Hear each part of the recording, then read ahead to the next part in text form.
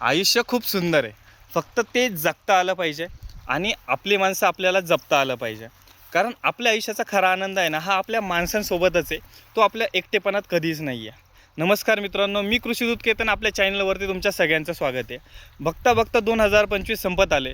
डिसेंबर महिन्याचे काही थोडेसे दिवस बाकी आहेत.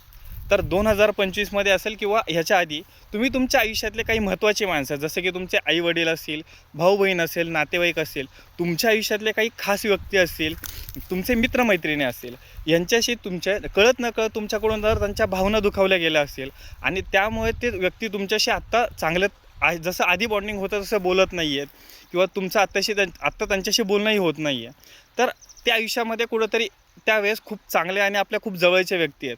पण आपल्या एका चुकीमुळे जर बोलत नसेल, तर मला असं वाटतं की 2025च्या शेवटला तर त्या तुमच्या झालेल्या चुकीचा पण शेवट करा.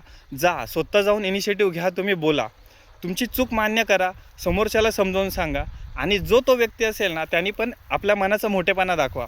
कारण माणूस महत्त्वाचा असेल तर तुम्हाला चूक त्याची सोडावी लागेल आणि चूक महत्त्वाची असेल तर माणूस गमवावा लागेल. तर माणूस जास्त महत्त्वाचा आहे चुकीपेक्षा.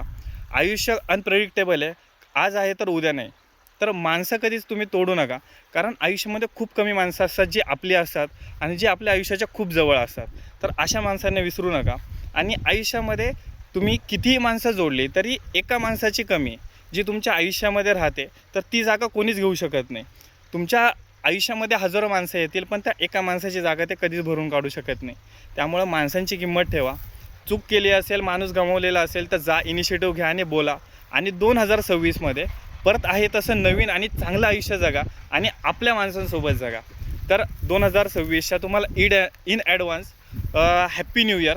तसं आपलं नवीन वर्ष हे गुढीपाडव्याला सुरू होतं, पण इंग्रजी नवीन वर्ष पण आपण साजरं करायला पाहिजे, कारण सगळ्या ठिकाणी आपण तेच फॉलो करतो. तर परत एकदा इन ॲडव्हान्स तुम्हाला नवीन वर्षाच्या हार्दिक शुभेच्छा. नवीन वर्ष हे आपण आपल्या माणसांसोबत जगूया आणि इनिशिएटिव्ह घेऊन त्यांच्याशी बोलूया आणि आपल्या चुका सुधारूया.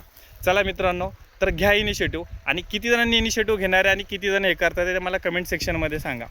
माझ्याकडून पण काही चुका झालेल्या असतील, मी पण काही जणांची मनं दुखावली आहेत, तर त्या ठिकाणी मी पण इनिशिएटिव्ह घेऊन बोलतो आहे. आणि ज्यांना मी इनिशिएटिव्ह घेऊन बोलतो आहे त्यांना पण माझी हीच विनंती आहे की माझ्या चुका सांभाळून घ्या, मला समजून घ्या. जर तुमच्या आयुष्यामध्ये जर माझं स्थान जर महत्त्वाचं असेल, तर मी असण्याने तुमच्या आयुष्यामध्ये जर फरक पडणार असेल आणि तुमचं आयुष्य आनंदी होणार असेल, तर मला माफ करा. मी सगळ्यांना आता पर्सनली तर बोलेलच, पण व्हिडिओमध्ये पण बोलतो की मला माफ करा जर माझी चूक झाली असेल.